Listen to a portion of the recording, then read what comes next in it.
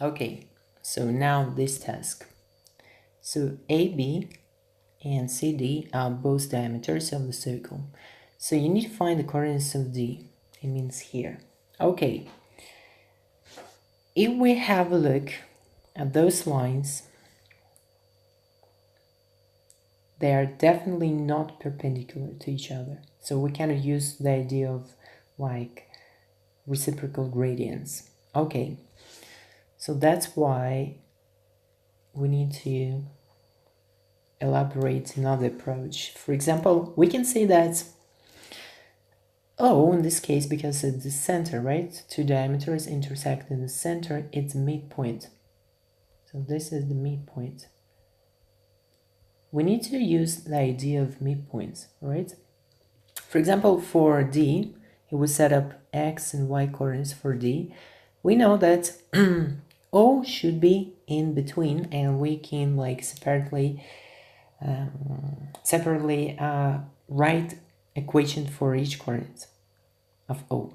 But it also midpoint for segment AB, okay? Because O midpoint mid for AB segment, we can say that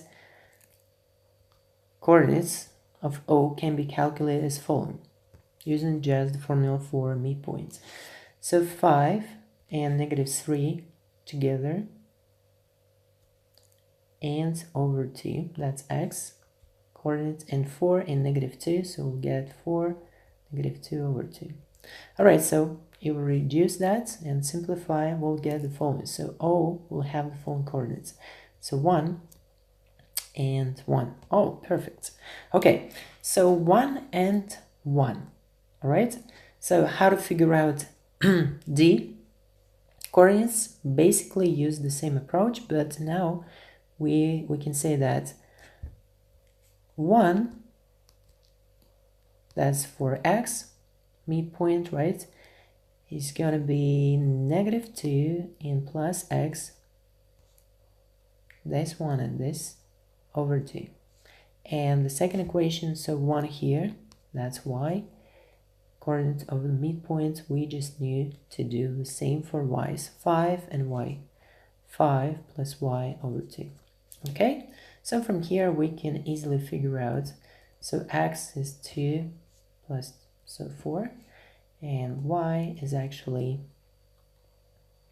2 and -5 -3. Okay, so let's check visually. So if D coordinates, instead of X and Y, we can plug values that we found. So 4 and -3. And now just visually think about correctness. So yeah, so X for B and 4, they are shifted just by 1 unit. And what about D?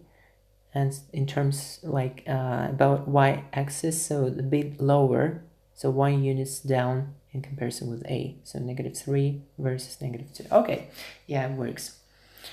All right, so let's move next. So here we'll have the following. You have A, B, C, and D. Okay, vertex is quadrilateral. Okay, perfect. Find the gradient of AB and DC. Okay, easy. We just need to figure out that gradient for AB simply change in y coordinates for between A and B. Okay, so 3 and 2, 3 minus 2 is 1, and over, so 1 over, and 2 minus -3 is 5. So the gradient of AB is 1 over 5. So the gradient for DC, okay, let's see. Changing y again, -2 and -1, so it's -1, and -1 and -4, so it's -5, right? So 1 over 5 looks like so. So what you can say that if we try to drop AB segment and segment CD,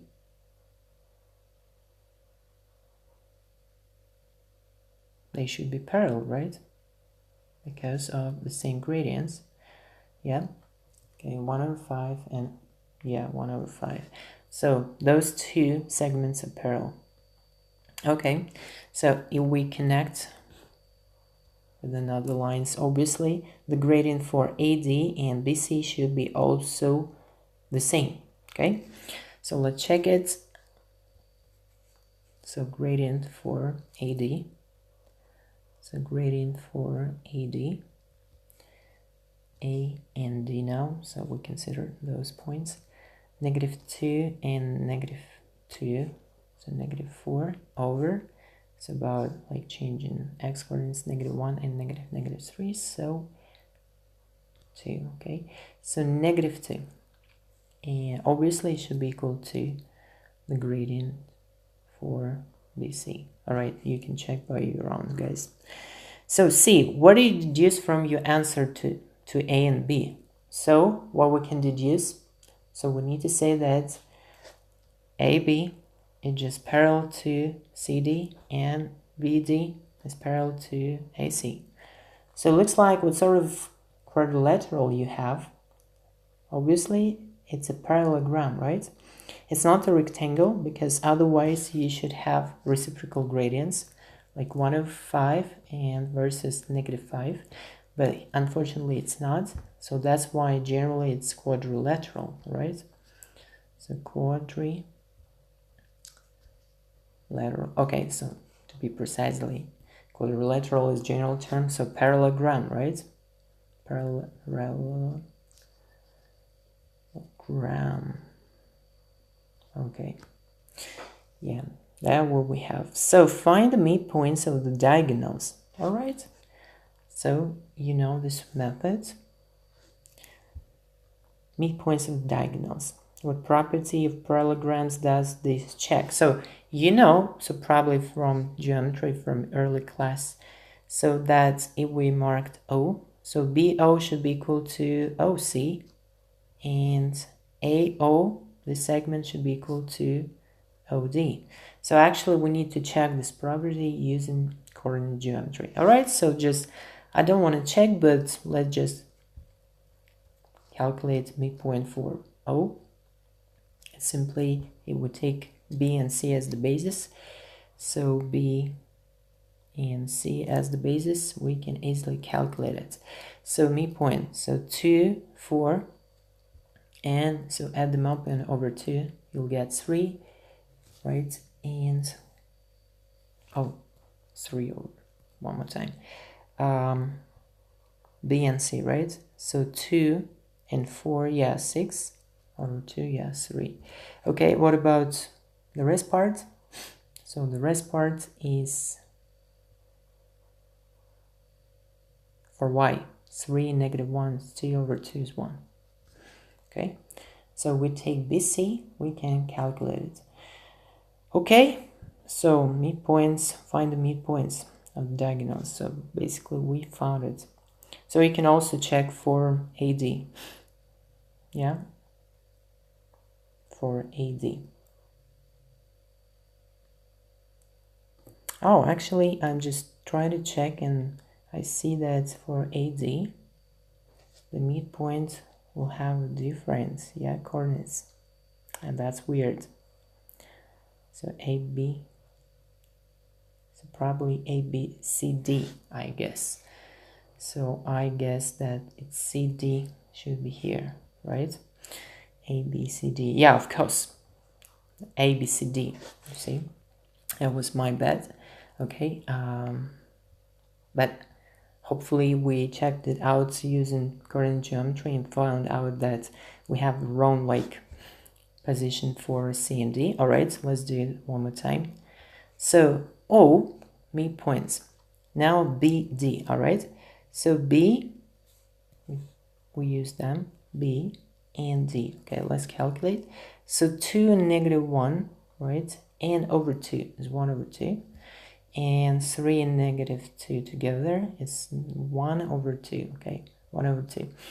And if we check now using point A and point C, we should get the same result, okay? So let's calculate using, that was using BD. Now let's use AD. C. Okay, so let's calculate. Oh, -3 and 4, it's 1 over 2. Okay, yeah, that's good, it's matching. And 2 and -1, so we'll get 1 over 2 as well. So we check them up and we see that O is a real midpoint, so probability of parallelograms. Diagonals basically bisect each other in one single point, and this point is O. Okay, so we've done everything, and I hope you understand that in full, maybe a bit more extended than GCSE or iGCSE required, but that's actually sort of maybe challenging task, and you might see them in high tier. Okay, thank you guys for your work. So keep practicing and you'll beat your score. See you.